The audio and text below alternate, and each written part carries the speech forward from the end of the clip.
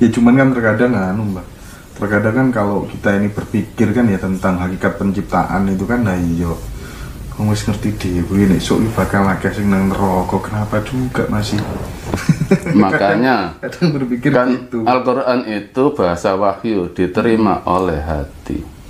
Allah hanya bisa diterima oleh hati, nggak bisa diterima oleh otak. Kekuatan otak seberapa? Yang luas itu hati. Makanya siraman rohani ya bahasanya keluar dari hati, diterima oleh hati. Kalau siraman rohani keluar dari otak, nggak bisa diterima oleh hati. Otak ke otak, akhirnya ya kepalanya sakit. Oke. Kejujuran kita dari hati ke Allah, ke Tuhan. Iya, oke. Kemudian ini Mbah, Allah itu kan sesuatu nama yang unik ya. Iya. Kalau di dalam apa tuh namanya, di dalam ngaji apa yang huwa huma hum apa Nahwu sorob ya, kata ganti kan banyak ya. Iya. Ada huwa huma hum, hiya huma Huna, anta antuma antum, anti antuma antuna, ana nahnu kan ya. Iya. Tetapi di dalam ayat kursi itu, kalau saya lihat Allah sering menggunakan kata ganti huwa. Kalau bahasa Inggris itu kan maskulin, dia he gitu kan. Kenapa Allah memposisikan dirinya sebagai maskulin atau laki-laki, Mbak? Mengapa setiap ayat dalam Al-Quran kok menggunakan dhamir mudzakkar, dhamir laki-laki gitu? Iya. Seandainya menggunakan dhamir perempuan, kan laki-laki sih nggak ada lagi ungkapan itu. Bukan Allah yang menciptakan bahasa huwa, itu bukan Allah.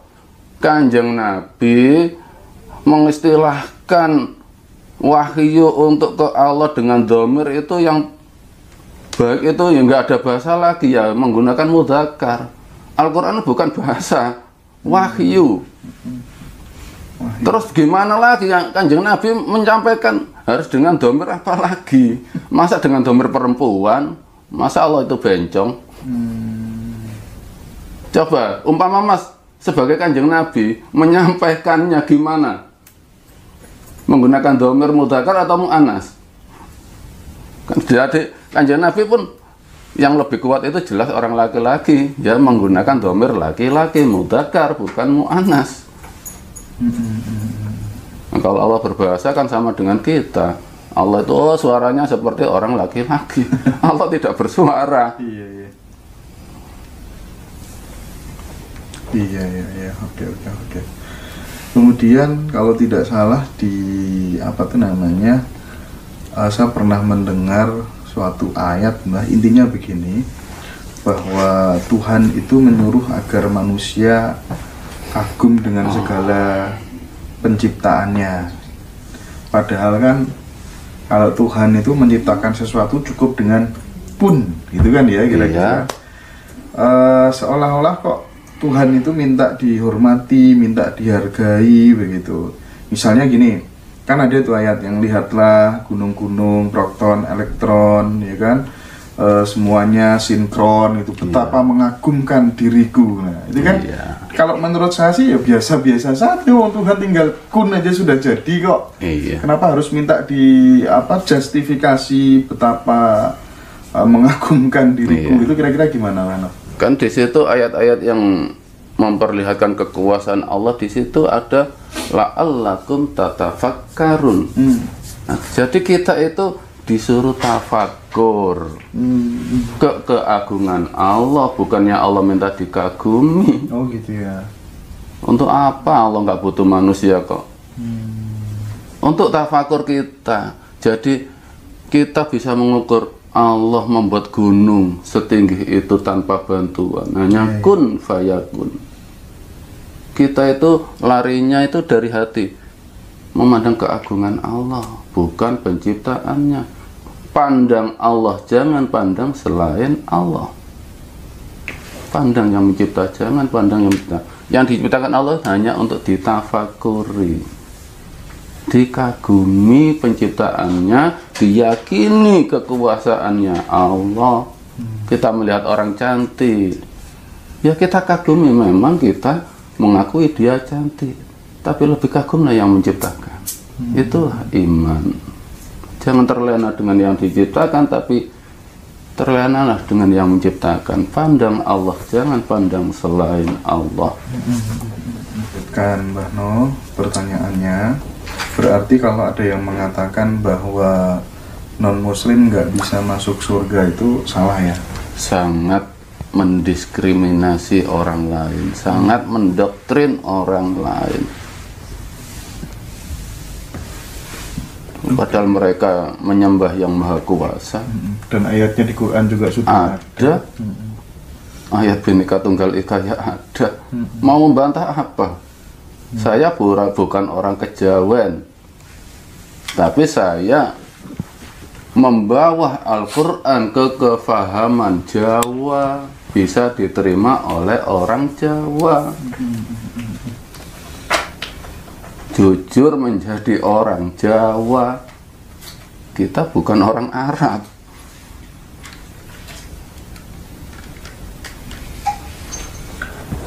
Oke.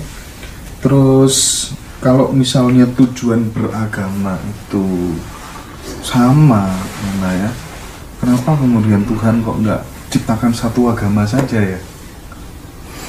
Kan sebelum agama Islam, Nabi Adam sampai Nabi Isa itu nggak ada Islam, tapi semua berketuhanan, bukan beragama. Iya. Dan Nabi pun tidak membawa agama, tapi mengajak berketuhanan. Baru sesudah sempurna baru ada Islam. Maksudnya Islam itu, ya saya ulangi lagi, Islam itu hasil terserah Tuhan, terserah Allah. Kalau kita selamat di hadapan Tuhan, berarti otomatis kita Islam. Islam itu artinya selamat. Itu secara otomatis. Jadi Islam hanya diakui agama, tapi tidak mengerti ketuhanannya, ketauhidannya mentah. Ya hanya Allah. Di akhir hayatnya Islam apa kafir. Sekarang setiap orang menghadap ke Yang Maha Kuasa dengan membawa kebenaran dirinya, berarti dia menyembah dirinya sendiri, tidak menyembah Yang Kuasa. Karena di waktu dia menghadap Yang Kuasa, dia mengakui kebenarannya, bukan menghadap Yang Kuasa, tapi menghadap dirinya. Kan logis, sama dengan menyembah dirinya sendiri. Makanya kita harus membedakan mana sholat, mana amal sholat. Sholat itu menghadap hidup kita, 24 jam kita untuk menghadap ke Allah, menghadap ke Yang Maha Kuasa. Itu sholat. Kalau gerakan itu namanya amal sholat. Amal jangan diyakini bisa menyelamatkan. Yang menyelamatkan kita itu sholat kita, menghadap kita Yang Kuasa, menyerahkan hidup kita kepada Yang Kuasa, bukan gerakan kita. Jadi jujur, di waktu kita bergerak dalam sholat, hati kita itu menghadap Allah apa menghafal gerakan. Saya sesudah berdiri nanti rukuk, sesudah rukuk saya i'tidal, setelah sujud dalam i'tidal membaca ini. Hanya yang diingat itu amal. Amalnya, gerakannya, dan bacaannya, tidak mengingat yang dihadapi. Kita harus teliti. Mana amal sholat, mana sholat. Kitab yang dipercaya hanya Al-Quran. Hadis dibukukan itu setelah beratus tahun baru ada kitab hadis. Dan di situ ada hadasan dari cerita ke cerita, apa bisa dijamin asli. Kalau Al-Quran dibukukan, dikitabkan, masih ada sahabat yang banyak sekali hafal Quran. dan bertemu langsung ke Kanjeng Nabi. Asli Quran itu. Kita kembali ke Quran. Karena Allah menjamin dalikal kitabul la raiba fihi hudalil muttaqin, dijamin oleh Allah barang siapa yang melakukan Al-Quran yakin selamat. Allah sudah menjamin.